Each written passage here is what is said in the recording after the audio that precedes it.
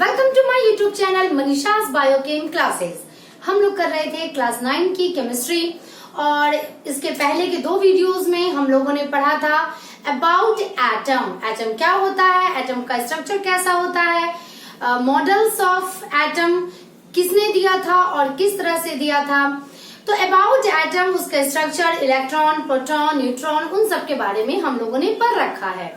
अब मैं शुरू करने जा रही हूँ कुछ ऐसा टॉपिक और फिर मैं उसके बाद बताऊंगी कि इलेक्ट्रॉन, जिसके बारे में आप लोगों ने पढ़ रखा है कि किस तरह से electron and proton and neutron arrange होते हैं एटम में। तो प्रोटॉन और न्यूट्रॉन तो न्यूक्लियस के अंदर रहते हैं, बट इलेक्ट्रॉन कहाँ रहता है। तो आज के इस वीडियो में हम लोग देखेंगे कि इलेक्ट्रॉन किसी भी एटम में एग्जैक्टली रहता कहाँ है। क्लियर? चलिए हम लोग शुरू करते हैं। एटॉमिक स्ट्रक्चर में जो अगला टॉपिक है हमारा वो है सिंबल्स। सिंबल्स इट मीन्स जब एलिमेंट्स का पता चल गया, जैसे हाइड्रोजन के बारे में लोगों ने जान लिया कि हाँ भाई कोई एक एलिमेंट होता है हाइड्रोजन, कोई एक एलिमेंट होता है आयरन, कोई एक एलिमेंट होता है गोल्ड, कोई होता है हीलियम। इस तरह से बहुत सारे एलिमेंट्स का जब पता चलना शुरू हुआ और जब साइंटिस्ट ने रिएक्शंस करवाना शुरू कर दिया या रिएक्शंस की स्टडी करनी शुरू कर दी, तो फिर एक समस्या आई कि जब भी कहीं भी लिखना होता था तो ये लॉन्ग, इसका जो पूरा का पूरा नाम है वो लिखना होता था। तो साइंटिस्ट लोगों को बहुत ज्यादा लिखना पड़ता था। इसके लिए सारे साइंटिस्ट ने की मीटिंग और मीटिंग के बाद नामकरण किया, नेमिंग किया हर एक एलिमेंट का। और इसको जो देने वाले, सिंबल्स को देने वाले जो मेन साइंटिस्ट हैं उनका नाम है बर्जेलियस, जे बर्जेलियस। इन्होंने दिया था सिंबल्स। क्लियर? अब एलिमेंट्स के नाम कैसे रखे जाएं ये डिस्कशन किया गया और उसके बाद नाम रखा गया। तो जो उन लोगों ने रखा वो हम लोगों को पढ़ना पड़ता है। जैसे मान लिया किसी बच्चे का नाम है जॉन, तो फिर हम लोग ये सवाल थोड़ी ना पूछते हैं कि बेटा तुम्हारा नाम जॉन क्यों है। उनके गार्जियन ने उसका नाम जॉन रखा तो हम लोग उसे जॉन के नाम से जानते हैं। उसी प्रकार से एलिमेंट का नाम साइंटिस्ट लोगों ने रखा, hydrogen, iron, gold, helium, lithium, beryllium, ये सारा हम लोगों को वो पढ़ना पड़ता है। और साइंटिस्ट लोगों ने जो भी सिंबल्स दिया वो भी हम लोगों को पढ़ना पड़ेगा। ये मीन्स कि हम लोगों को उसी सिंबल से उस एलिमेंट को याद रखना होगा। तो नाम कैसे रखे गए सारे एलिमेंट्स के, तो कुछ एलिमेंट्स के फर्स्ट अल्फाबेट्स को रखा गया। जैसे हाइड्रोजन का H, कहीं H लिखा हुआ रहे इट मीन्स समझ जाना है हम लोगों को केमिस्ट्री में, इट मीन्स हाइड्रोजन। हीलियम लिखा हुआ है, उसके बाद सेकंड अगर एलिमेंट उन लोगों को हीलियम मिला तो उन लोगों ने क्या किया कि भाई H अगर लिखते तो हाइड्रोजन हो जाएगा, क्यों ना ऐसा किया जाए। सेकंड एलिमेंट का जो सेकंड अल्फाबेट है उसको ऐड कर दिया जाए, तो जहां H लिखा रहेगा वो हो गया हीलियम। और किसी के तो जैसे क्लोरीन,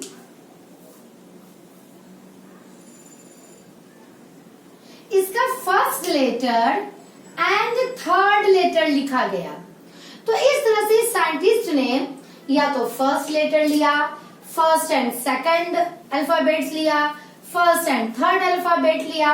इस तरह से जितने भी नोन एलिमेंट्स थे उनका नेमिंग उन लोगों ने कर दिया। और कुछ एलिमेंट्स को उन लोगों ने क्या किया कि उनका लैटिन वर्ड दिया।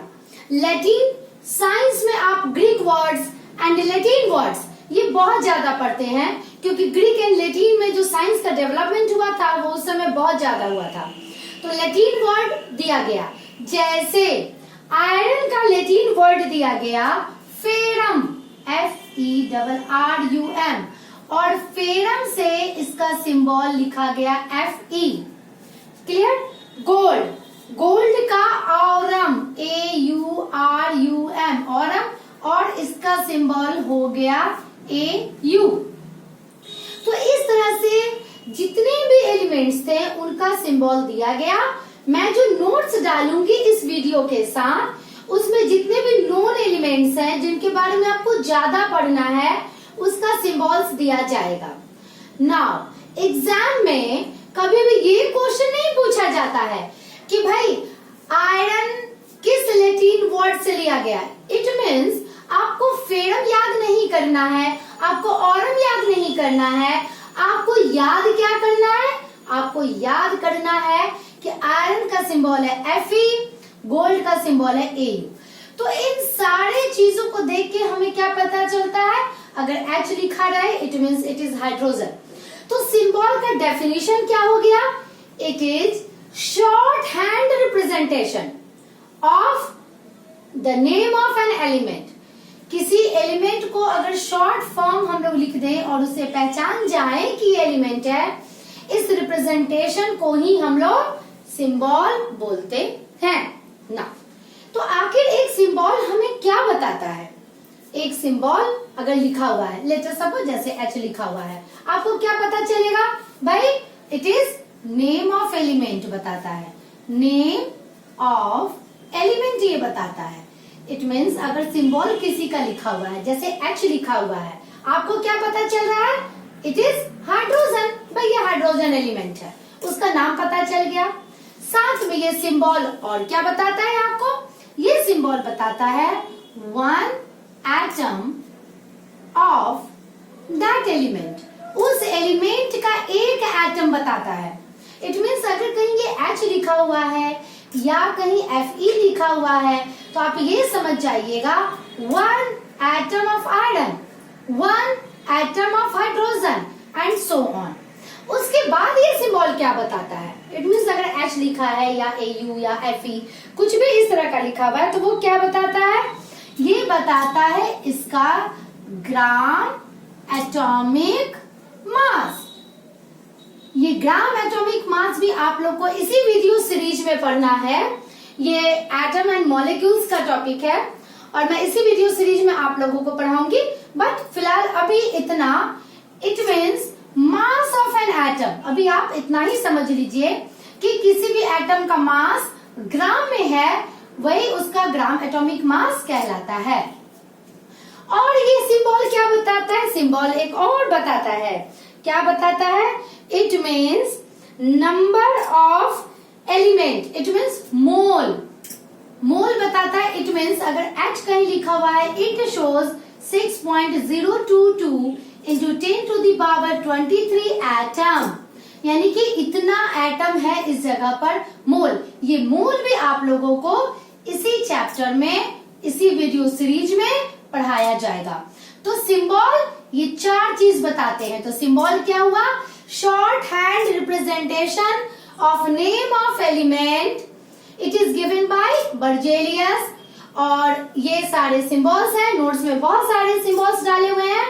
और ये सिंबल बताता है name of element, one atom of that element, gram atomic mass and mole of that element. Next topic हम लोगों को करना है एटॉमिक नंबर। चूंकि हम लोगों ने इलेक्ट्रॉन, प्रोटॉन, न्यूट्रॉन के बारे में पढ़ लिया है और हम लोग ये भी जानते हैं कि number of electron in an atom is always equal to number of proton. और न्यूट्रॉन की संख्या अलग अलग होती है, उसका number of electron and number of proton से कोई मतलब नहीं है। And it is very important, क्योंकि पूरी की पूरी केमिस्ट्री और पूरा का पूरा केमिकल रिएक्शन इसी एटॉमिक नंबर पर आधारित होता है। And it is very simple topic, it is given bye Moseley. Moseley ji ने दिया था atomic number and it is denoted by letter Z। Z के द्वारा हम लोग एटॉमिक नंबर को डिनोट करते हैं। चलिए हम लोग देखते हैं एटॉमिक नंबर किसे कहते हैं। Number of proton, number of proton मैं शॉर्ट फॉर्म में लिख रही हूं, इन an atom is its atomic number. किसी भी एटम में कितना प्रोटॉन है, यही उसका एटॉमिक नंबर होता है। जैसे हाइड्रोजन में 1 प्रोटॉन है, तो हाइड्रोजन का एटॉमिक नंबर हो जाएगा 1। हीलियम में 2 प्रोटॉन है, तो तो हीलियम का एटॉमिक नंबर हो जाएगा 2। Sodium, this is the symbol of sodium, Na नाइट्रियम एक लैटिन वर्ड से लिया गया था सोडियम का सिंबल। तो इसमें 11 प्रोटॉन होते हैं, that's why the atomic number of sodium is 11। ये आप लोगों को याद करना है और याद करने के लिए भी मैं दूंगी, जस्ट इसी वीडियो में मैं दूंगी आप लोगों को। तो number of proton, total number of proton in an atom is its atomic number. चूंकि एक एटम में प्रोटॉन एंड इलेक्ट्रॉन दोनों की संख्या बराबर होती है, तो निश्चित रूप से हम लोग ऐसे भी तो डिफाइन कर सकते हैं, number of electron in an atom is called its atomic number. बिल्कुल कर सकते हैं, बट थोड़ा सा हम लोग यहाँ पे अपने डेफिनेशन को चेंज करेंगे, ठीक है। Number of electron in a neutral atom, अगर इलेक्ट्रॉन को लेके हम लोग अपना डेफिनेशंस बनाएं एटॉमिक नंबर के लिए, वहां पर सिर्फ एटम ना लिख के हम लोगों को न्यूट्रल एटम लिखना पड़ेगा, क्योंकि एक न्यूट्रल एटम में ही number of proton and electron same होते हैं। लेकिन जैसे ही बात आती है आयंस की, इट मीन्स जिसपे चार्ज चढ़ जाते हैं, जैसे सोडियम आयन, क्लियर। अब सोडियम आयन यहाँ एक प्लस चार्ज चढ़ा है, मैं बार बार बोल रही हूँ, आयंस के बारे में बताऊंगी इसी वीडियो की सीरीज में आप लोगों को। तो अगर जैसे सोडियम आयन की मैं बात करती हूँ, तो सोडियम एटम में 11 प्रोटॉन है, तो 11 इलेक्ट्रॉन भी है, बट सोडियम आयन में प्रोटॉन तो 11 है, बट इलेक्ट्रॉन की संख्या 10 हो जाती है। ये कैसे होती है, क्यों चार्ज चढ़ता है, ये मैं बताऊंगी आयन वाले टॉपिक में आपको, फिलहाल आप इतना समझिए। तो इस तरह से जब हम लोग देखते हैं तो आयन में number of proton and electron ये दोनों इक्वल नहीं होता, इसलिए अगर एक डेफिनेशन आपको लिखना है तो number of proton in an atom is called atomic number of that atom, आप ये लिख सकते हैं। अगर आप यही लिखना, बट इलेक्ट्रॉन के भी संदर्भ में हम लोग कह सकते हैं, क्योंकि ये पूछा जाता है सवाल कि भाई एक एटम में तो number of proton and electron दोनों इक्वल हैं, तो क्यों ना हम number of electron in an atom कर दें। बिल्कुल कर सकते हैं, बट वहां पे न्यूट्रल लिखेंगे, क्योंकि एक न्यूट्रल एटम में ही number of proton and number of electron equal होते हैं। जैसे ही आयंस की बात आती है तो प्रोटॉन की संख्या तो सेम रहती है, बट इलेक्ट्रॉन की संख्या या तो बढ़ जाती है या तो घट जाती है। ये था हमारा atomic number. Now next topic है हमारा mass number. Mass number is denoted by capital letter A and it is given by Chadwick. Chadwick ने इसे दिया था। And mass number is, what is it? Sum of total number of proton and neutron in an atom। किसी atom में कितना उसका proton है और कितना उसका न्यूट्रॉन है, इन दोनों को ऐड कर दिया जाए, वही उसका मास नंबर होता है।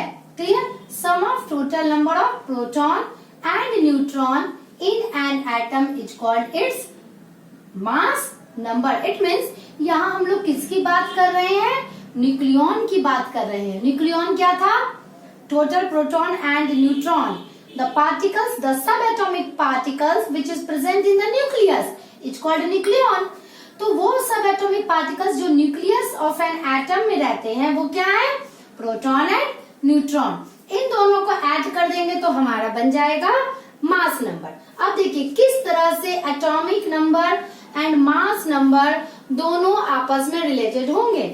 अगर मैं यहाँ लिखती हूँ mass number is equal to number of proton plus number of neutron यही होता है mass number. Mass number is equal to total number of proton plus total number of neutron. Mass number को चलिए मैं यहाँ पे शॉर्ट फॉर्म में लिख रही हूँ, ए के द्वारा डिनोट कर दिया। नंबर ऑफ प्रोटॉन क्या था? नंबर ऑफ प्रोटॉन हमारा एटॉमिक नंबर था ना, तो यहाँ पे नंबर ऑफ प्रोटॉन की जगह हम लोग एटॉमिक नंबर लिख सकते हैं। यहाँ मैंने शॉर्ट फॉर्म में एटॉमिक नंबर लिखा है, हम लोग यहाँ एटॉमिक नंबर लिख सकते हैं, ठीक है, प्लस नंबर ऑफ न्यूट्रॉन।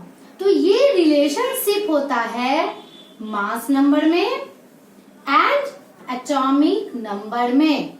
तो अगर ये एग्जाम में आ जाए क्वेश्चन कि what is the relationship between atomic number and mass number, तो आप लोगों को ये फॉर्मूला लिखना होगा।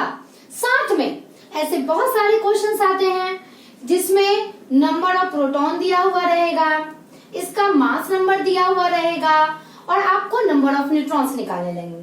इट मीन्स कि इन तीनों चीज में कोई दो चीज दिए जाएंगे, आपको थर्ड निकालना होगा। तो ये फॉर्मूला के द्वारा ये बहुत ही आसान हो जाता है ना।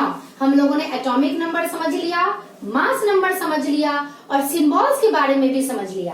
अब पीरियोडिक टेबल में किस तरह से एलिमेंट्स को रिप्रेजेंट किया जाता है, ठीक है, कैसे मास नंबर और एटॉमिक नंबर के द्वारा पीरियोडिक टेबल में डिनोट किया जाता है या कैसे हम लोग यूज करते हैं इसे, इट इज वेरी इंपॉर्टेंट।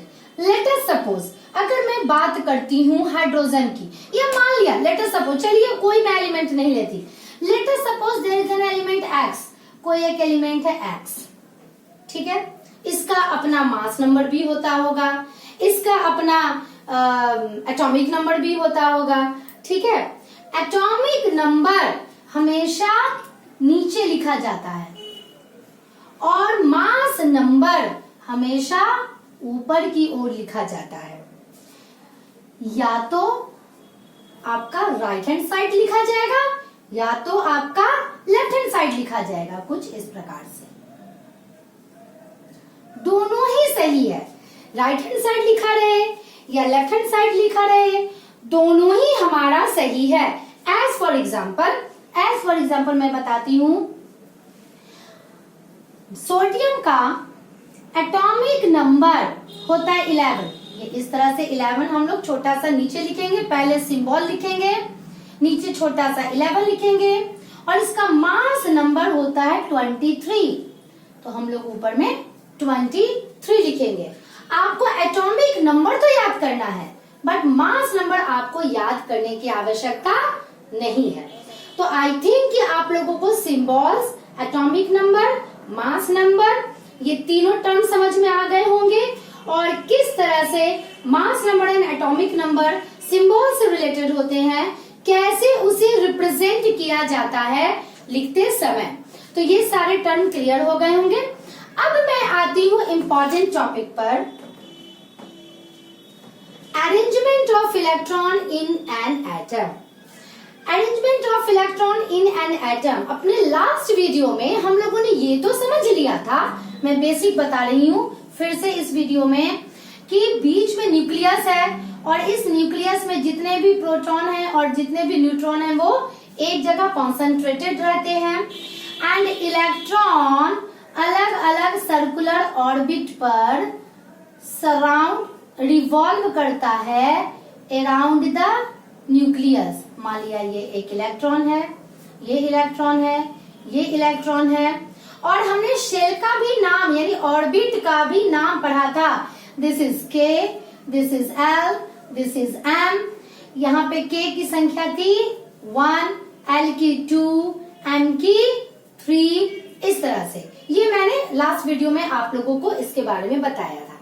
तो भाई प्रोटॉन तो एक जगह है, न्यूट्रॉन एक जगह है, कोई बात नहीं, बट इलेक्ट्रॉन तो अलग अलग ऑर्बिट पर मूव कर रहा है, रिवॉल्व कर रहा है अराउंड द न्यूक्लियस।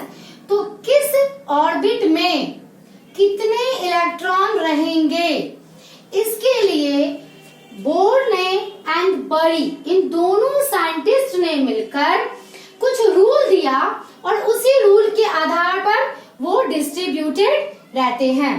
तो मैं arrangement of electron in an atom में आपको बोर बड़ी स्कीम पढ़ाने जा रही हूँ कि किस तरह से वो अरेंज रहते हैं। उन्होंने पॉइंट्स दिए थे, कुछ पॉइंट्स दिए थे, 3 पॉइंट्स उन्होंने पढ़ाए थे और उसी के आधार पर हम लोग electronic configuration, it means arrangement of electron in an atom बनाते हैं। पहला पॉइंट उनका क्या था कि किसी भी एक शेल में इन एन ऑर्बिट, किसी भी एक ऑर्बिट में, किसी भी एक सेल में मैक्सिमम नंबर ऑफ कितने इलेक्ट्रॉन रह सकते हैं, मैक्सिमम नंबर ऑफ इलेक्ट्रॉन कितने रह सकते हैं, इसके लिए उन्होंने एक फॉर्मूला दिया था 2n²। ये it is very important formula, आप लोग एकदम ध्यान से देखिएगा and it is very easy. Maximum number of electron can be accommodated in an orbit is given by formula 2n²। और यहाँ पर n क्या था, n था हमारा प्रिंसिपल क्वांटम नंबर जिसका value 1 2 3, this is n = 1, n = 2, n = 3, ये था। अब इसके हिसाब से चलिए हम लोग खुद से निकालते हैं, बहुत ही आसान है। के शेल में कितने इलेक्ट्रॉन एकोमोडेट कर सकते हैं, यानी कि के शेल में कितने इलेक्ट्रॉन, कितने मैक्सिमम इलेक्ट्रॉन रह सकते हैं। के लिए n का वैल्यू क्या होता है 1, तो 2n² के फॉर्मूला से अगर हम लोग निकाले तो 2 × 1² = 2। इट मीन्स के शेल में 2 से ज्यादा इलेक्ट्रॉन नहीं रह सकते हैं। के की कैपेसिटी है ही नहीं कि उसमें 2 से ज्यादा इलेक्ट्रॉन रहे, क्लियर। तो इससे कम रह सकते हैं, 1 इलेक्ट्रॉन रह सकता है बट 3 नहीं रह सकता। एल शेल में, चलिए हम लोग एल शेल की बात करते हैं। एल के लिए n का वैल्यू होता है 2n² के फॉर्मूला से अगर हम लोग बैठाएं 2 × 2² क्या हो जाएगा 8। इट मीन्स एल शेल में 8 से ज्यादा इलेक्ट्रॉन नहीं रह सकते हैं। हाँ, उससे कम रह सकते हैं। भाई हमारे घर में मान लिया कि 5 लोगों को रहने की जगह है तो 5 लोग ही रहेंगे ना, उससे ज्यादा नहीं रह सकते हैं। हाँ, 2 लोग तो रह ही सकते हैं, ठीक है। बिल्कुल उसी प्रकार से अगर हम लोग एम शेल की बात करें तो 2n² के हिसाब से चलिए निकालते हैं। m के लिए n का वैल्यू कितना है 3, चलिए निकालते हैं। 2 × 3² gives 18। It means m shell में 18 इलेक्ट्रॉन से ज्यादा नहीं रह सकते हैं, क्लियर। तो उनका जो ये पहला रूल था, उनका जो पहला प्रिंसिपल था वो सबसे ज्यादा इंपॉर्टेंट था कि एक ऑर्बिट में मैक्सिमम नंबर ऑफ इलेक्ट्रॉन किस फॉर्मूला के आधार पर रहेंगे, 2n² फॉर्मूला के आधार पर रहेंगे। उनका प्रिंसिपल नंबर 2, जो आउटर मोस्ट शेल होगा, आउटर मोस्ट शेल, जो उनका आउटर किसी भी एटम का जो सबसे बाहरी वाला शेल होगा, ये किसी के लिए कोई भी हो सकता है, ठीक है। तो जो आउटर मोस्ट शेल होगा उसमें 8 से ज्यादा, not more than 8, not more than 8, यानी 8 से ज्यादा इलेक्ट्रॉन नहीं रह सकते हैं। किसी भी एटम के आउटर मोस्ट शेल में 8 से ज्यादा इलेक्ट्रॉन नहीं रह सकते हैं। साथ में उन्होंने और कहा था पेनल्टीमेट शेल। अब ये पेनल्टीमेट शेल क्या होती है, देखिए।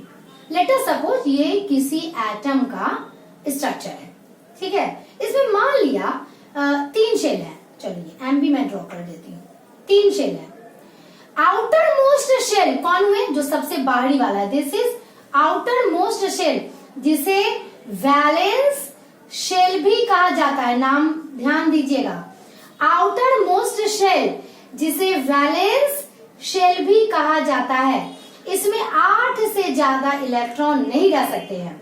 And penultimate shell just next to the valence shell, यानी वैलेंस शेल के बगल वाला जो हमारा शेल है उसे पेनल्टीमेट शेल कहते हैं। उसमें 18 इलेक्ट्रॉन से ज्यादा यानी it can not accommodate more than 18 electrons, ये उन्होंने कहा था।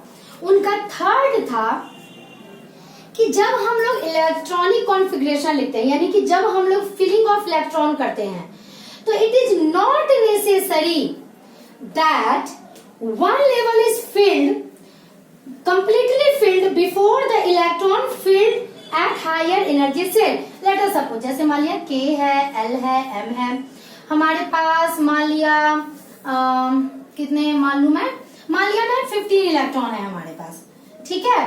मान लिया कि हमारे पास 15 इलेक्ट्रॉन है, 15 भी नहीं, लेट अस सपोज 20 इलेक्ट्रॉन है हमारे पास, एंड N भी मैं ले लेती हूँ। अब ध्यान से देखना इन्होंने क्या कहा था, K L M N, K में 2 से ज्यादा नहीं रह सकते, L में 8 से ज्यादा नहीं रह सकता, हो गए ना 10 इलेक्ट्रॉन। उसके बाद कितने बचे, 10 और बचे, तो यहाँ पे 8 एंड यहाँ पे 2। इट मीन्स ये जरूरी नहीं है कि N में डालने के पहले कंप्लीटली हम लोग M को फिल करें, माने यहाँ हम लोग 10 दे ही। इट मीन्स ये जरूरी नहीं है कि एक हायर एनर्जी शेल को फिल करने के पहले हमें लोअर एनर्जी शेल को कंप्लीटली फिल करना है। तो ये सारा स्कीम बहुत बड़ी स्कीम कहलाता है और हम लोग इलेक्ट्रॉनिक कॉन्फ़िगरेशन इसी के आधार पर लिखते हैं।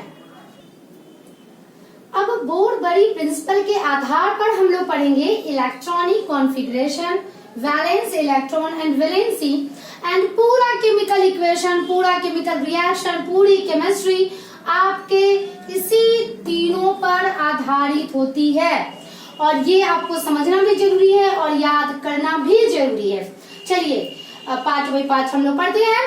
Number 1, electronic configuration. Electronic configuration it means arrangement of electrons in various shell of an atom. मान लिया कि कोई एक एटम है किसी एलिमेंट का, इसके डिफरेंट शेल्स हैं K L M N and so on.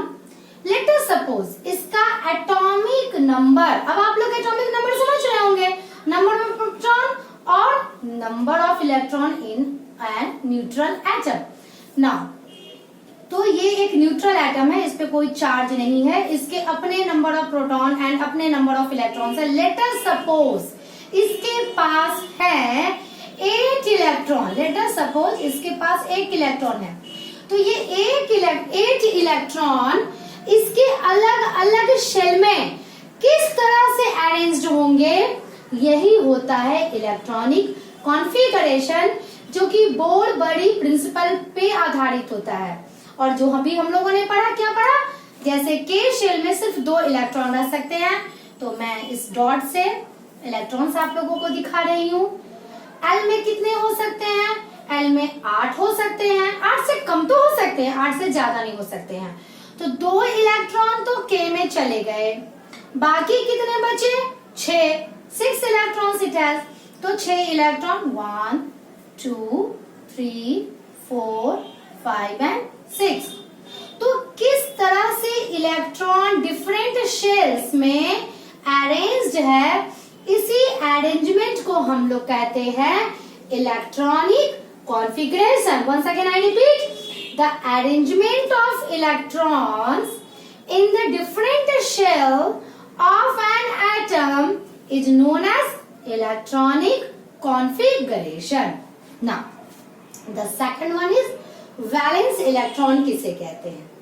अब देखिए, ये जो मैंने एटम बनाया, एटम का जो मैंने स्ट्रक्चर बनाया, इसमें इलेक्ट्रॉन K और L शेल में है, तो जहां तक इसके इलेक्ट्रॉन जाते हैं वही एटम की साइज हो जाती है, ठीक है। तो M यहाँ पर यूजलेस हो गया, इस वजह से ये M अब हमारे इस एटम का शेल नहीं रहा।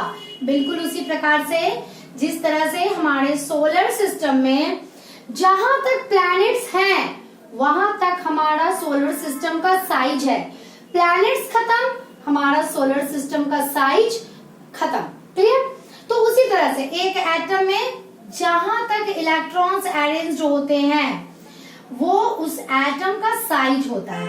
तो भाई इसके पास सिर्फ 8 इलेक्ट्रॉन्स थे, अब ये दोनों 8 इलेक्ट्रॉन्स सिर्फ 2 ही शेल में एडजस्ट हो गए, तो there is no need of third shell. Now what is valence electron? तो जो आउटर मोस्ट शेल होता है, अब इसका आउटर मोस्ट शेल कौन हुआ? This one, this is outer most shell. तो ये जो आउटर मोस्ट शेल है, this is known as valence shell, इसे ही हम लोग वैलेंस शेल कहते हैं। और जितने भी इलेक्ट्रॉन इसके आउटर मोस्ट शेल में होंगे उसे वैलेंस इलेक्ट्रॉन कहेंगे। It means electrons present in outermost shell or orbit of an atom is known as valence electron। तो इलेक्ट्रॉनिक कॉन्फ़िगरेशन अरेंजमेंट किस तरह से है इलेक्ट्रॉन का डिफरेंट शेल्स में, वो हो गया। And valence electron outer most shell यानी जो बाहरी वाला शेल है या ऑर्बिट है, उसमें जितने भी इलेक्ट्रॉन्स होंगे या 1 हो या 8 हो, ठीक है, जितने भी 8 से ज्यादा तो हो नहीं सकते हैं। तो 1 2 3 4 5 6 7 एंड 8 ये सारे के सारे कहलाएंगे वैलेंस इलेक्ट्रॉन। अब बारी आती है वेरी वेरी इंपॉर्टेंट टर्म की, वैलेंसी। आई थिंक इसे समझाने के लिए मैं इरेज कर देती हूँ। इसे मैंने वैसे नीचे लिखा था बट इसे थोड़ा ज्यादा समझाना होगा। वैलेंसी मैं फिर से यहाँ लिख देती हूँ, valency. Valency it is very important topic for chemistry. आप लोग सब कोई ध्यान दीजिए इस पर। And this is combining capacity of an atom और ऑफ एन एलिमेंट। अब ये क्या है? Combining capacity of an atom और एलिमेंट। हर कोई स्टेबल होना चाहता है, हम सभी स्टेबल होना चाहते हैं। एटम भी स्टेबल ही होना चाहता है नेचर में, और स्टेबल फॉर्म में ही वो रहता है, ठीक है, अनस्टेबल फॉर्म में नहीं रहता। अब ये स्टेबिलिटी क्या है एटम के लिए, मैं ये आपको बताती हूँ। एंड वो अपनी स्टेबिलिटी को अटेन करने के लिए वैलेंसी एक्वायर करता है। तो पहले ये मैं समझा दूं कि what is combining capacity means, इसका मतलब क्या होता है। हम लोग किसी भी कंपाउंड का या मॉलिक्यूल का फॉर्मूला लिखते हैं, जैसे मैंने कहा वाटर। अब आप लोग इतने बड़े हो गए हैं कि आप लोग को थोड़ा सा फॉर्मूला आता होगा, बाकी का फॉर्मूलाज आप लोग सीख लीजिएगा। मैंने कहा वाटर, आपने फट से लिख दिया H2O। क्या कभी किसी ने ऐसे लिखा HO2? नहीं लिखा ना, H2O। मैंने कहा भाई लिखो कार्बन डाइऑक्साइड, ध्यान से देखिएगा, it is very important. Carbon dioxide, आपने फट से लिख दिया CO2। किसी ने कभी कुछ लिखा है sir C2O? Oh no no no no, C2O2 something like that नहीं। जब भी मैं बात करूंगी कार्बन डाइऑक्साइड, वहां एक एटम कार्बन के होंगे, 2 एटम ऑक्सीजन के होंगे। जब भी मैं बात करूंगी वाटर की, 2 एटम हाइड्रोजन के होंगे, 1 एटम ऑक्सीजन के होंगे। This is the combining capacity, and combining capacity is depends upon valency. Valency पे ही आधारित है कि कौन कितना बॉन्ड बनाता है। क्लियर? जैसे कि ऑक्सीजन हमेशा 2 बॉन्ड बनाएंगे। अगर मैं कहूं number of bond formed by oxygen, it is 2। Hydrogen कितना बॉन्ड बनाएगा? ये हमेशा एक ही बॉन्ड बनाएगा। ये बॉन्ड क्या है, इसका हल्का सा बेसिक नॉलेज मैं अभी दे दूंगी, फिर 10th क्लास में आप लोगों को इसका अच्छे से डिटेल में पढ़ना है। उसके वीडियोस में डालूंगी, जब आप 10th में जाना तो पढ़ना। Number of bond formed by oxygen, यानी ऑक्सीजन 2 बॉन्ड बनाता है, हाइड्रोजन 1 बॉन्ड बनाता है। ये बॉन्ड क्या है, ये मैं जस्ट अभी अपना इलेक्ट्रॉनिक कॉन्फ़िगरेशन को कंप्लीट करने के बाद बताऊंगी आप लोगों को। तो कौन कितना बॉन्ड बनाएगा, कौन एलिमेंट कितना बॉन्ड बनाएगा, ये इसकी संख्या फिक्स होती है और यही इसकी कैपेसिटी है। जैसे किसी बच्चे के खाने की कैपेसिटी है, कोई एक बच्चा 8 रोटी खाता है, कोई बच्चा 2 ही रोटी में अपना पेट भर लेता है। तो हर एक की अपनी अपनी कैपेसिटी होती है। उसी प्रकार से हर एक एटम की, हर एक एलिमेंट की अपनी कैपेसिटी होती है। वो उतना ही बॉन्ड बनाता है और अपने आप को स्टेबल कर लेता है। क्लियर? तो दिस इज वैलेंसी। अब अगर हम लोग को इलेक्ट्रॉनिक कॉन्फ़िगरेशन लिखने आ गया तो मैं यहाँ फॉर्मूला बता रही हूँ और जस्ट इसका मैं अभी यूज करके आप लोगों को दिखाऊंगी। और मेरी मानिए आप लोग ये डाटा बहुत सारे टीचर्स क्या करवाते हैं कि वैलेंसी याद करवाते हैं। आपको मैक्सिमम चीज की वैलेंसी याद नहीं करनी है, हाँ कुछ चीजों की करनी पड़ेगी, वो मैं बता दूंगी। बट इस ट्रिक से आप लोग वैलेंसी भी निकालना सीख लीजिएगा और सीनियर क्लास में इस टेबल को याद करने से आप लोगों को बहुत ही फायदा होने वाला है। तो वैलेंसी निकालने के लिए यानी calculation of valency, calculation of valency, valency पे हम लोग ज्यादा बात करेंगे अभी ना। कैलकुलेशन ऑफ वैलेंसी, तो वैलेंस इलेक्ट्रॉन पे वैलेंसी हमारी डिपेंड होती है। Valence electron, electron present in the valence shell. तो लेट अस सपोज, अब मैंने क्या कहा, वैलेंस सेल की संख्या, सॉरी वैलेंस इलेक्ट्रॉन की संख्या 1 2 3 4 5 6 7 8 इतनी होती है। तो कैसे उसकी वैलेंसी डिपेंड करती है उसके वैलेंस इलेक्ट्रॉन पे। Number 1, if number of valence electron, या मैंने वैलेंस इलेक्ट्रॉन शॉर्ट फॉर्म में लिख दिया है, इज इक्वल टू 1 रहे या 2 रहे या 3 रहे या 4 रहे। क्लियर? तो इसकी वैलेंसी कैसे निकालेंगे, नंबर ऑफ वैलेंस इलेक्ट्रॉन। यानी अगर वैलेंस इलेक्ट्रॉन की संख्या 1 है तो वैलेंसी कितनी होगी, 1, 2 है तो वैलेंसी कितनी होगी, 2, 3 है तो वैलेंसी कितनी होगी, 3 एंड 4 है तो वैलेंसी कितनी होगी, 4। क्लियर? ये भी हम लोग तुरंत समझ जाएंगे। Second point, if number of valence electron is 5 6 7 and 8, ठीक है, तो इसकी वैलेंसी कैसे निकालेंगे, तो वैलेंसी हो जाएगी 8 माइनस वैलेंस इलेक्ट्रॉन। ये आप याद रखिएगा। मीन्स अगर वैलेंस इलेक्ट्रॉन की संख्या है 5 तो क्या हो जाएगा, 8 माइनस 5 इज इक्वल टू 3। अगर वैलेंस इलेक्ट्रॉन है 6 तो 8 माइनस 6 इज इक्वल टू 2। अगर वैलेंस इलेक्ट्रॉन है 7, 8 माइनस 7 इज इक्वल टू 1 और वैलेंस इलेक्ट्रॉन है 8 माइनस 8 इज इक्वल टू 0। 5 अगर वैलेंस इलेक्ट्रॉन है तो उसकी वैलेंसी 3, 6 है तो 2, 7 है तो 1, 8 है तो 0। तो इस तरह से हम लोग वैलेंसी निकालते हैं। तो पहले तो मैं वैलेंसी निकालना बताऊंगी आप लोगों को, इलेक्ट्रॉनिक कॉन्फ़िगरेशन लिखना बताऊंगी और फिर से मैं एक बार वैलेंसी पे आप लोगों को बताऊंगी ना। ये जो मैंने टेबल बना रखा है, ठीक है, ये सिंबल्स मैंने एलिमेंट्स का दिया है। इलेक्ट्रॉनिक कॉन्फ़िगरेशन, अब आप लोगों को K, L, M, N ये समझ में आ रहा होगा। These are orbits, this is valence electron, मैंने शॉर्ट फॉर्म में लिख दिया है।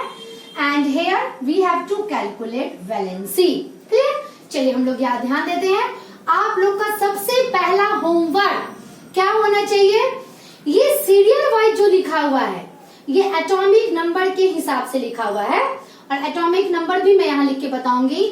हाइड्रोजन का एटॉमिक नंबर 1, इसका 2, 3, 4, 5, 6, 7, 8, 9, 10, 11, 12, 13, 14, 15, 16, 17, 18, 19 and 20 up to 10th level तक आप लोगों को ये पूरा टेबल याद रहना चाहिए। +2 में जाके आप क्या करोगे, आपकी मर्जी, ठीक है।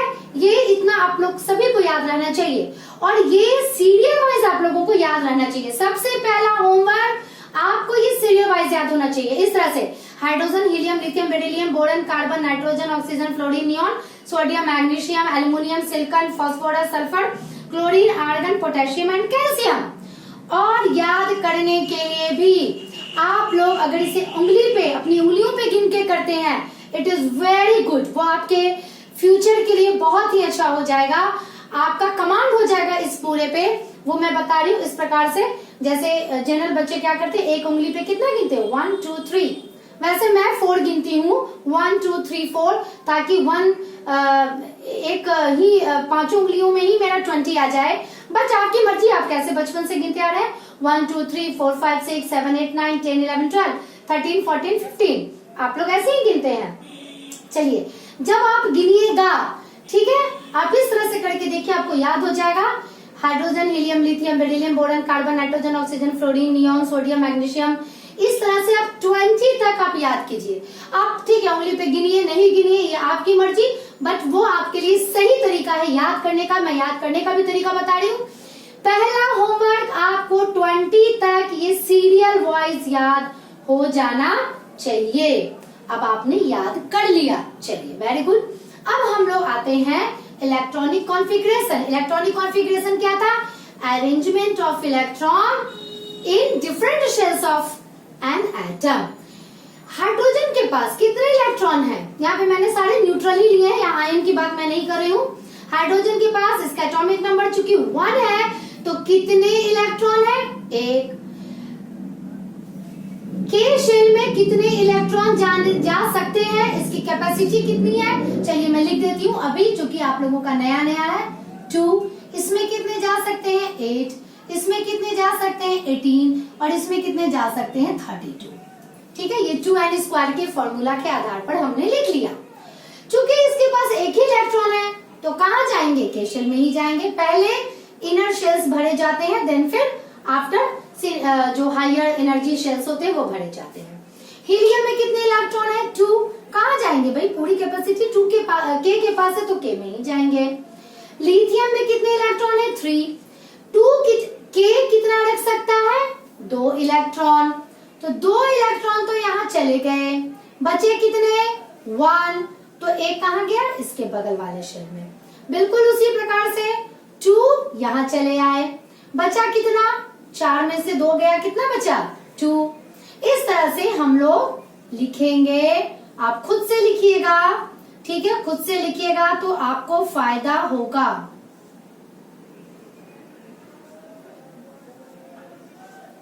क्लियर? नाउ यहां तक तो भाई हमने बहुत अच्छे से लिखा। नाउ 2। अब इसमें कितने हैं? सोडियम में 11 इलेक्ट्रॉन है, तो के शेल में 2 गए। फिर इसमें तो 8 से ज्यादा नहीं रह सकता है ना एल शेल में।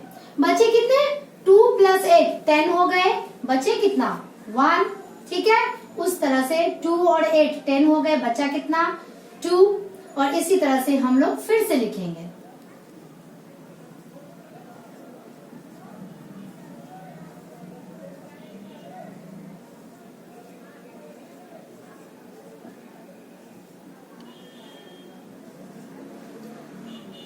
तक तो हमारा आ गया। नाउ पोटेशियम, ये देखिए मैंने लिखा 2 8 8 1। ये थोड़ा सा था डिफरेंट। क्यों डिफरेंट था?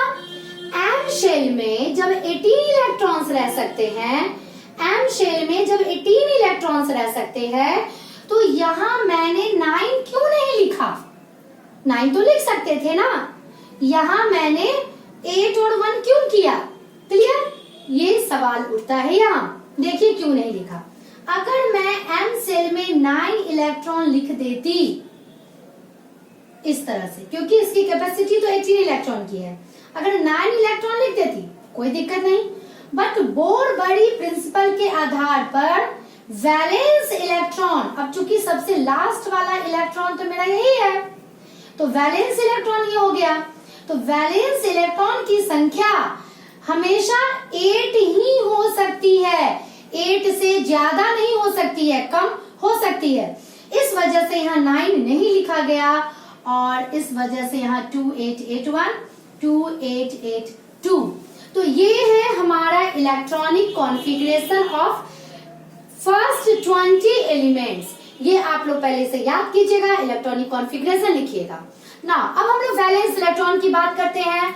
इसका फर्स्ट एंड लास्ट, बेचारा ये कमजोर प्राणी, इसका फर्स्ट एंड लास्ट तो यही है 1, इसका फर्स्ट एंड लास्ट यही है 2, एंड देन इसका लास्ट, इसका वैलेंस इलेक्ट्रॉन, जो लास्ट वाला बेटा इलेक्ट्रॉन है वो आपका वैलेंस इलेक्ट्रॉन हो जाएगा।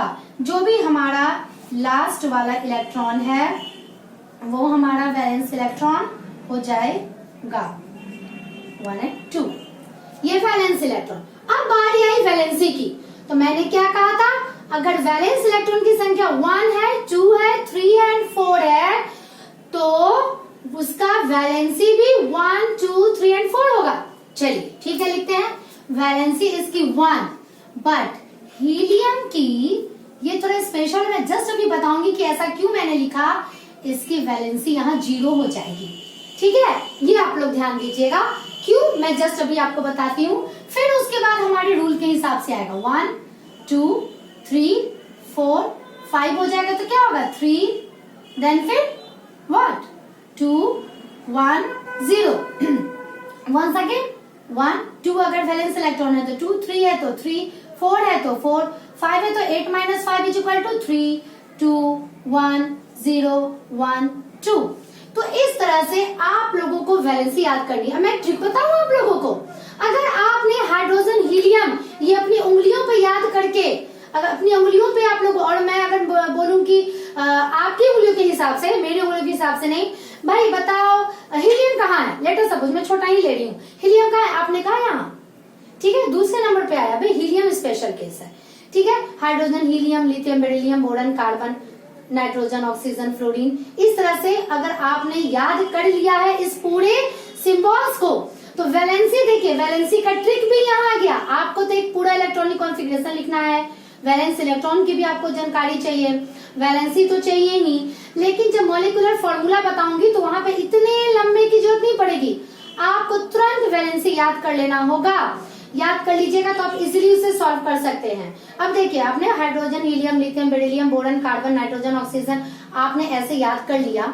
मैं एक उंगली पे 4 गिनती हूँ, ठीक है, आप लोग जो भी गिनते हो 3 ही गिनते हैं जनरल बच्चे, आप लोग अब याद कर लीजिएगा। आपने hydrogen helium lithium beryllium boron carbon nitrogen oxygen, आपने अगर मैं पूछूंगी कि भाई ऑक्सीजन की वैलेंसी, आप कैसे कर लोगे 1 0 1 2 3 4 3 2, भाई ऑक्सीजन की valency 2। Once again I repeat, अगर मैं पूछूं सोडियम की valency, hydrogen helium lithium beryllium boron carbon nitrogen oxygen fluorine neon sodium 11 पे आया ना, मेरी उंगली के हिसाब से। अब आपको वैलेंसी है 1 0 1 2 3 4 3 2 1 0 1, भाई सोडियम की वैलेंसी 1। तो ये ट्रिक भी था वैलेंसी निकालने का। ये पूरा टेबल आप लोगों का होमवर्क है and it is very very important. मैं इसलिए बार बार कह रही हूँ क्योंकि इसके बिना आपकी केमिस्ट्री बिल्कुल अधूरी रहेगी ना। ठीक है, अब मैंने कहा था कि मैं वैलेंसी के बारे में आप लोगों को फिर से एक बार रिमाइंड कराऊंगी, बिकॉज वैलेंसी पूरी की पूरी केमिस्ट्री आपकी वैलेंसी पे डिपेंड करती है। मैं फिर से आपको बताती हूँ, उस टेबल के बाद आप लोगों को करना और क्या वैलेंसी के बारे में पढ़ना है। Valency is the combining capacity of an element, वो कितना बॉन्ड बनाता है ये चीज, ठीक है। अब देखिए कैसे वैलेंसी किसी भी एलिमेंट की रिएक्टिविटी को बताता है, कैसे इलेक्ट्रॉनिक कॉन्फ़िगरेशन के द्वारा हम लोग वैलेंसी निकालते हैं, ये हम लोगों ने सीख लिया। और कैसे ये किसी की भी रिएक्टिविटी को दिखाता है, और क्यों हीलियम का, चूंकि वैलेंस इलेक्ट्रॉन की संख्या इसकी 2 थी, फिर भी हीलियम की वैलेंसी यहाँ 0 है, क्यों, ये सारा कुछ मैं भी आपको बताऊंगी। वैलेंसी आपने निकाल लिया या इलेक्ट्रॉनिक कॉन्फ़िगरेशन आपने लिख लिया। वैलेंसी निकालने के लिए सबसे पहले आपको इलेक्ट्रॉनिक कॉन्फ़िगरेशन लिखने तो आना ही चाहिए। नाउ पहला पॉइंट, फुल फिल्ड शेल अगर किसी का है या फुल फिल्ड ऑर्बिट है किसी का, उसकी वैलेंसी हो जाती है 0 and it is stable element, वो स्टेबल हो जाता है, वो कभी भी कोई बॉन्ड नहीं बनाता है। अब ये फुल फिल्ड का मतलब क्या, हीलियम में कौन सा शेल है, सिर्फ के ही शेल है इसके पास सिर्फ 2 इलेक्ट्रॉन है। चलिए मैंने 2 यहाँ डाला था। के शेल की कैपेसिटी कितनी है, सिर्फ 2 इलेक्ट्रॉन की है, यानी कि ये फुल फिल्ड है, ये शेल फुल फिल्ड है, इसीलिए इसकी वैलेंसी हो गई 0। अब समझ में आया, चूंकि हीलियम के पास सिर्फ के शेल है, इसकी कैपेसिटी ही है 2 और इसके पास सिर्फ 2 ही इलेक्ट्रॉन है, पूरे 2 के 2 ये कम्प्लीटली फिल्ड हो गए, इसीलिए इसकी वैलेंसी हो गई 0। साथ में भाई अगर मैं बोलूंगी कि एम सेल में तो भाई कैपेसिटी उसकी 8, जैसे 288 मैंने आर्गन का जो लिया था, ठीक है, तो वैलेंस शेल कि कैपेसिटी कितनी है, वो कितना रख सकता है, वो 8 इलेक्ट्रॉन रख सकता है। तो अगर वैलेंस शेल में 8 इलेक्ट्रॉन है तो इसकी वैलेंसी क्या हो जाएगी, 0। तो जिसकी भी वैलेंसी 0 वो हो जाता है नोबल एलिमेंट। वो इतना अच्छा इंसान जो किसी से झगड़ा ना करता हो। नोबल एलिमेंट यानी वैसे एलिमेंट जो कभी भी रिएक्शन नहीं करते हो। क्लियर ना। जिसकी वैलेंसी 1 वो सबसे ज्यादा रिएक्टिव विद रिस्पेक्ट टू 2, 3, 4, 5। तो इस तरह से वैलेंसी कैसे रिएक्टिविटी को बताता है। वैलेंसी अगर 0 तो वैलेंसी 0 किसकी होगी, आइदर उसका ऑर्बिट फुलफिल्ड होगा इलेक्ट्रॉन से या अपनी कैपेसिटी के हिसाब से वो फुलफिल्ड होगा, तो वैलेंसी 0। और अगर वैलेंसी 0 तो वो नोबल एलिमेंट होगा और वो कभी भी रिएक्शन नहीं करेगा ना। अब वैलेंसी के हिसाब से हर कोई तो स्टेबल होना चाहता है, हर कोई नोबल बनना चाहता है। हम सभी के जीवन में कोई ना कोई ऐसे इंसान आते हैं, हम सभी उनकी तरह बनना चाहते हैं। चाहे कोई क्रिमिनल बच्चा बनना चाहे तो एक डॉन का ही वो इंस्पायर्ड होगा, एक डॉन से। कोई साइंटिस्ट बनना चाहे तो वो इंस्पायर्ड होगा साइंटिस्ट से। तो उसी तरह से सारे एटम्स हैं वो अपने नजदीकी नोबल एलिमेंट के इलेक्ट्रॉनिक कॉन्फ़िगरेशन को एक्वायर कर सकते हैं। तो हाउ एन एलिमेंट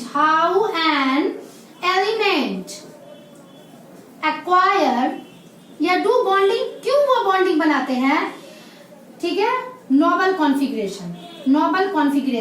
तो वो नोबल कॉन्फ़िगरेशन बनाते हैं बॉन्डिंग के द्वारा। इसका डिटेल आप लोगों को 10th में पढ़ना है, बट मैं थोड़ा सा आप लोगों को अभी बताऊंगी। बाय बॉन्डिंग, उसी समय वो लोग बॉन्डिंग करते हैं।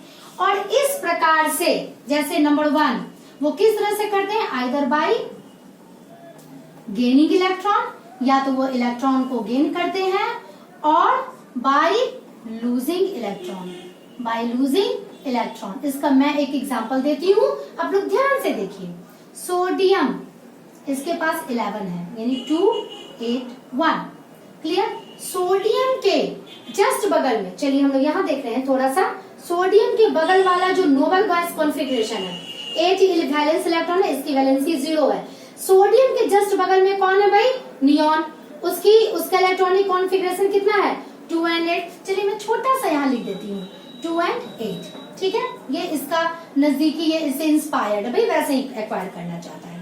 तो ये अपनी वैलेंसी यानी अपनी स्टेबिलिटी कैसे एक्वायर करेगा, बाय लूजिंग इलेक्ट्रॉन। ये अपने एक इलेक्ट्रॉन को लूज कर देगा, ये अपने एक इलेक्ट्रॉन को लूज कर देगा और बनाएगा सोडियम आयन।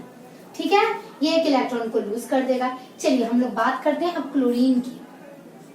ठीक है, क्लोरीन में 17 इसका एटॉमिक नंबर है, 2, 8, 7। इसका जो नियरेस्ट नोबल गैस है वो होता है आर्गन। आर्गन जिसका इलेक्ट्रॉनिक कॉन्फ़िगरेशन 2, 8, 8। ठीक है, अब ये 7 इलेक्ट्रॉन इसका जो नजदीकी है, तो नजदीकी के लिए आपको दिख के लग रहा है क्या चाहिए, इसे 1 इलेक्ट्रॉन चाहिए। तो जिस 1 इलेक्ट्रॉन को इसने लूज किया, ये इसने उसे गेन कर लिया और बना दिया क्लोराइड आयन 2, 8, 8। और जिससे वो इंस्पायर्ड था, वो जिसकी तरह बनना चाहता था वैसा वो बन गया।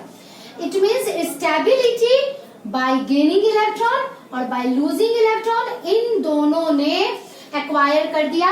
और जब कोई एलिमेंट लूज करके या गेन करके अपनी वैलेंसी को एक्वायर करता है, इसे हम लोग कहते हैं इलेक्ट्रोवैलेंसी। इसे इलेक्ट्रोवैलेंसी कहा जाता है। और यहाँ पर एक प्लस चार्ज है, एक माइनस चार्ज है, दोनों में फोर्स ऑफ अट्रैक्शन होगा और इस तरह से ये यहाँ पे एक बॉन्ड बनाएगा and this is ionic bond. इसका बहुत डिटेल आप लोगों को 10th क्लास में पढ़ना है। अभी सिर्फ समझने के लिए कि इलेक्ट्रोवैलेंसी क्या थी और आयोनिक बॉन्ड क्या था, इसके लिए मैंने ये समझाया। अगर वो वैलेंसी को, अपनी स्टेबिलिटी को एक्वायर कर ले बाय लूजिंग और बाय गेनिंग इलेक्ट्रॉन, उस समय इसकी वैलेंसी कहलाती है इलेक्ट्रोवैलेंसी। ठीक है। और यहाँ पे सिर्फ आपको डेफिनेशन याद करना है 9th क्लास में। और इन दोनों के बीच में जो बॉन्ड बनता है, चूंकि आयंस के बीच में बॉन्ड बनता है, this is ionic bond. Point number 2। दूसरा टाइप ऑफ वैलेंसी या फिर कैसे वो अपनी स्टेबिलिटी को एक्वायर करता है वो मैं बताती हूँ। दूसरा तरीका होता है by sharing. By sharing it means कि मान लिया एक ही पेन है आपके भी पास और आपके फ्रेंड के भी पास, और भाई आप लोग अलग अलग लिख रहे हो, तो आपने क्या किया, आप बहुत ही अच्छे नेचर के इंसान हो, आपने क्या किया, भाई पेन तुम रख लो, ये पेन रख लो, नहीं इट मीन्स ये पेन बीच में रहेगा, जब तुम्हें जरूरत पड़ेगी तुम यूज करना, जब मुझे जरूरत पड़ेगी मैं यूज करूंगा। This is the property of sharing. तो कुछ एक ऐसे एलिमेंट्स होते हैं जो कि ना लूज कर सकते हैं ना गेन कर सकते हैं, वो शेयर कर सकते हैं। यहाँ पे मैं एक एग्जांपल देना चाहूंगी। हाइड्रोजन, हाइड्रोजन के पास होता है 1 इलेक्ट्रॉन। चलिए इसे मैं डॉट से दिखा दूं 1 इलेक्ट्रॉन को, 1 इलेक्ट्रॉन। अब इसका नजदीकी जो नोबल गैस है वो होता है हीलियम, जिसकी वैलेंसी 0 होती है और उसके पास 2 इलेक्ट्रॉन होते हैं। तो इससे इंस्पायर्ड है, वो इसकी तरह स्टेबल होना चाह रहा है, अपने नियरेस्ट नोबल गैस के इलेक्ट्रॉनिक कॉन्फ़िगरेशन को एक्वायर करने के लिए कोई भी एलिमेंट बॉन्ड बनाता है तो ना ये लूज कर सकता है और गेन भी नहीं कर सकता है, क्योंकि इसकी कैपेसिटी गेनिंग की नहीं है। ठीक है, तो ये क्या करेगा, 2 हाइड्रोजन मिल गए, दोनों ने अपने अपने इलेक्ट्रॉन को रख लिया, भाई चल ये 2 इलेक्ट्रॉन तेरे और ये 2 इलेक्ट्रॉन मेरे, दोनों ने एक्वायर कर लिया अपने नियरेस्ट इनर्ट या नोबल गैस कॉन्फ़िगरेशन को। तो बाय शेयरिंग अगर इनकी वैलेंसी ये शो करते हैं, this is known as covalency. और ये जो बॉन्ड बना इनके बीच में, this is covalent bond. And इस तरह से आप लोगों के वैलेंसी का टॉपिक क्लियर हो गया। वैलेंसी का टॉपिक आप लोगों का क्लियर हो गया। और आज का जो हमारा वीडियो था, it is very very important. वैसे इंपॉर्टेंट मेरे सारे वीडियोस हैं, ऐसा आप नहीं सोचेगा कि भाई उसे नहीं पढ़ना है, but this video is related with the higher class chemistry. आप इसके बिना इसके आगे का भी कुछ नहीं समझ पाओगे, 9th क्लास का भी कुछ नहीं समझ पाओगे, 10th क्लास की केमिस्ट्री भी आप नहीं समझ पाओगे। तो आप वैलेंसी इलेक्ट्रॉनिक कॉन्फ़िगरेशन लिखना सीख लीजिए, नंबर ऑफ एलिमेंट्स यानी up to 1 to 20 atomic number तक सारे एलिमेंट्स को याद कीजिए, उसका इलेक्ट्रॉनिक कॉन्फ़िगरेशन लिखिए, उसकी वैलेंसी को याद कर लीजिए। और फिर नेक्स्ट वीडियो में मैं बताऊंगी इसके आगे और भी बहुत कुछ अच्छा। तो कुछ अच्छा केमिस्ट्री के बारे में जानने के लिए मेरे साथ बने रहिए, मेरे YouTube चैनल के साथ। एंड नेक्स्ट वीडियो में मिलती हूँ आप लोगों से। Till then bye.